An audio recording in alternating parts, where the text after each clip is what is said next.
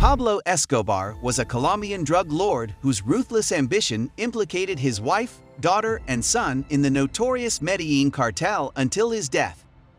Pablo Escobar was a Colombian drug trafficker who eventually controlled more than 80% of the cocaine shipped to the United States, making him one of Forbes magazine's top 10 wealthiest people in the world. Escobar entered the cocaine trade in the early 1970s, forming the Medellín cartel with other criminals.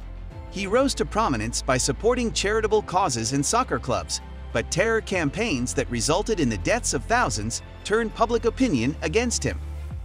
Escobar was born on December 1, 1949, in Antioquia, Colombia. His family later relocated to the Envigado neighborhood. Escobar was born into a low-income family. His father was a peasant farmer, and his mother was a schoolteacher. Escobar had a singular ambition to rise above his humble beginnings from a young age. Escobar allegedly began his criminal career by stealing tombstones and selling forged diplomas.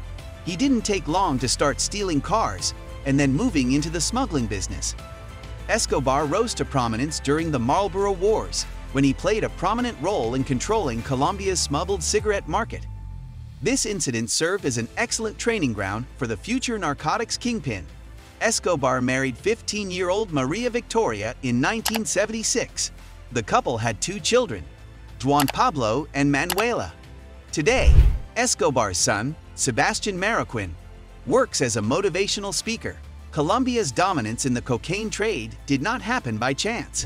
Beginning in the early 1970s, the country became a popular marijuana smuggling route.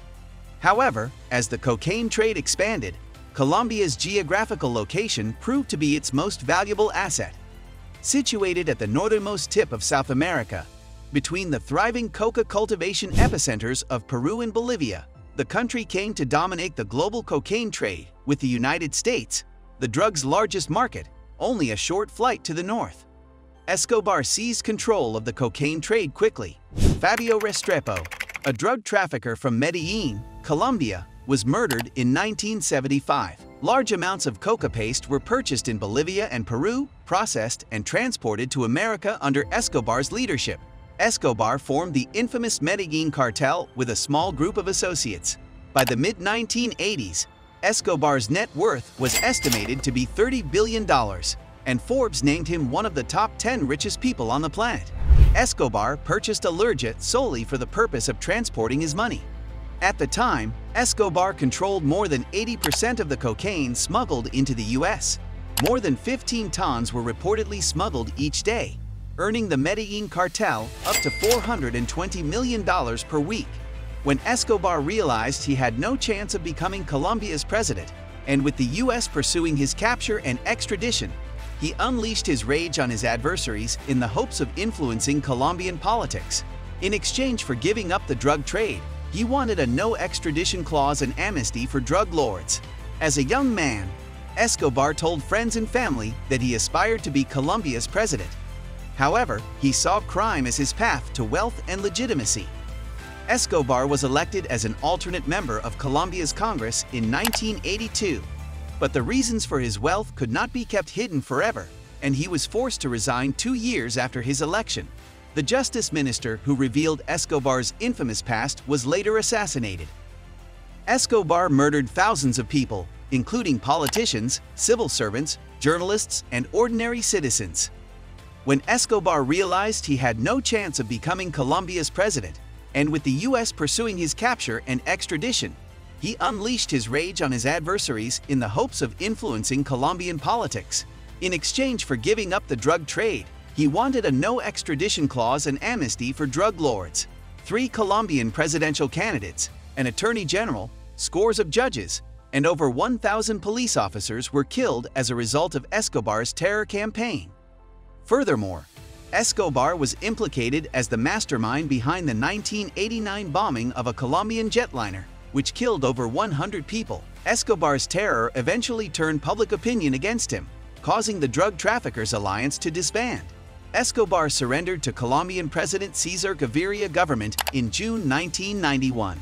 In exchange, the threat of extradition was lifted, and Escobar was permitted to construct his own luxury prison, guarded by men he handpicked from among his employees. The prison lived up to its name, with a casino, spa, and nightclub. However, Escobar escaped in June 1992 when authorities attempted to transfer him to a more standard holding facility. A 16-month manhunt was launched in search of the drug lord. During that time, the Medellín cartel's monopoly, which had begun to deteriorate during Escobar's imprisonment as police raided offices and killed its leaders, deteriorated rapidly. Escobar's family unsuccessfully sought asylum in Germany. Escobar, on the other hand, was not so fortunate. On December 2, 1993, Colombian law enforcement apprehended the fugitive Escobar in a middle-class neighborhood of Medellín. A firefight ensued, and Escobar and his bodyguard were shot and killed as they attempted to flee across a series of rooftops. The death of Escobar hastened the demise of the Medellín cartel and Colombia's pivotal role in the cocaine trade. His death was commemorated by the country's government and people all over the world. His family was given police protection. Despite this, many Colombians mourned his death. More than 25,000 people attended Escobar's funeral. He built houses and cared about the poor. One funeral goer stated at Escobar's funeral in a story reported by the New York Times, "In the future, people will go to his tomb to pray, the way they would to a saint." Two American drug enforcement agents, Mr. Murphy and Mr. Pina, who had been working on the Escobar case for years, assisted in the manhunt. Their story served as the foundation for the 2015 Netflix series Narcos. In 2016, Escobar's brother Roberto announced his intention to sue Netflix for $1 billion for misrepresenting their family in the Netflix series Narcos.